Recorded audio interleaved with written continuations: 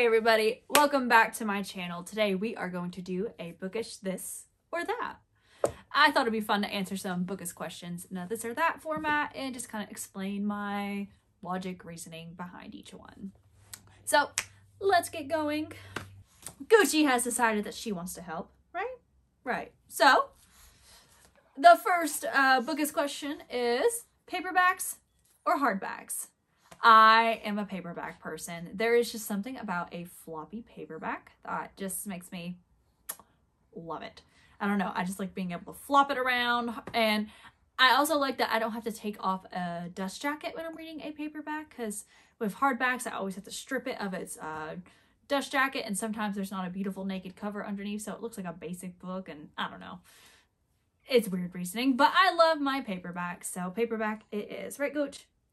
She says right. Next question is audiobooks or ebooks?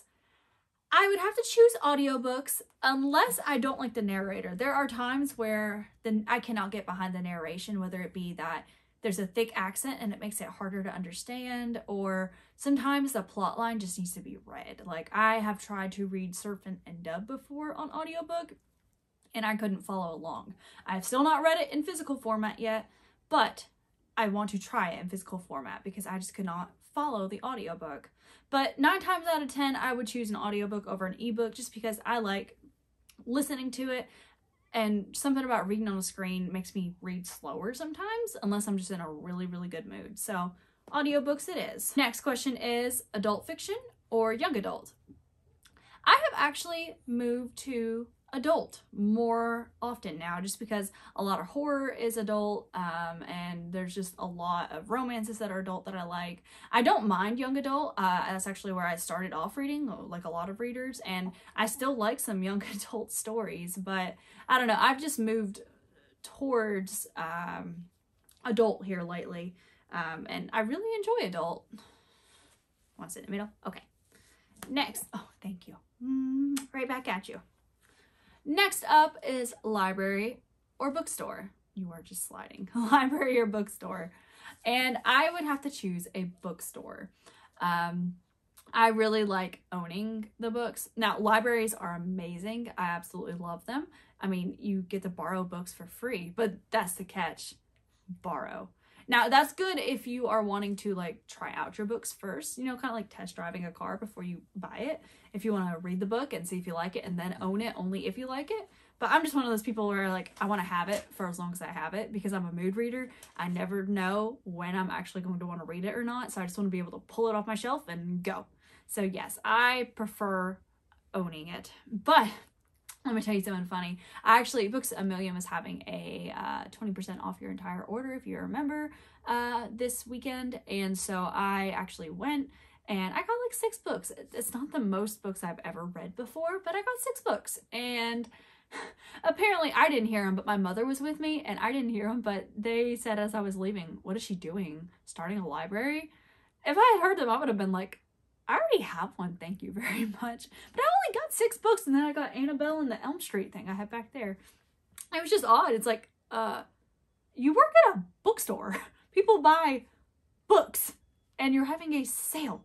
Like, I could have bought like 20 books. What does it matter? Anyway, off subject. Thank you. Next up is fiction or nonfiction. And I'm going to obviously choose fiction.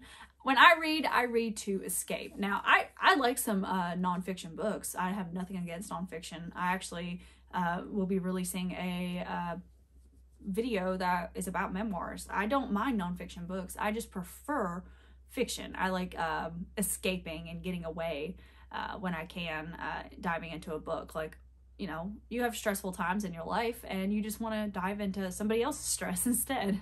So yeah, I just prefer fiction. It's fun to get away, especially like into like a fantasy world or, you know, spooky books. Get your adrenaline going. Next up is coffee or tea. And I am going to say neither. I actually do not like coffee and I don't like tea. I either prefer water. My cat is flying. Okay. I either prefer water or I like lemonade. I do like frappuccinos with a lot of milk and stuff, but I can't drink coffee. I don't like the taste, and then I don't like tea. I know, I'm a weirdo. Next up is standalone or a series. And I have to say standalone, I love a good series. Don't get me wrong, there are so many series that I love, and I love that the books keep continuing on and on. But sometimes I see with a series that if the books keep going, I start to like them less and less. So sometimes a good standalone by itself just makes me happy. Like, I absolutely love The House in the Cerulean Sea. And do I wish it was a series? Absolutely. But am I kind of happy it's a standalone?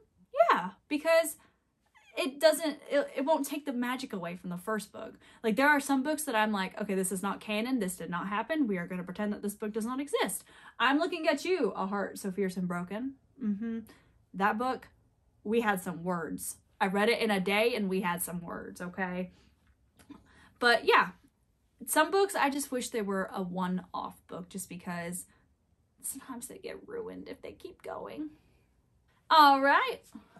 A classic or a new release?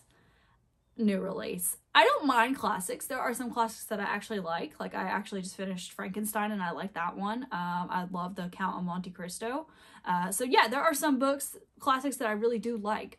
But I prefer newer books just because sometimes the language isn't as confusing. Like, I tried to read Pride and Prejudice, and no hate to anybody who loves that book because I can totally see why, but it was not for me, and I don't know, it was confusing at times, wasn't it? Go.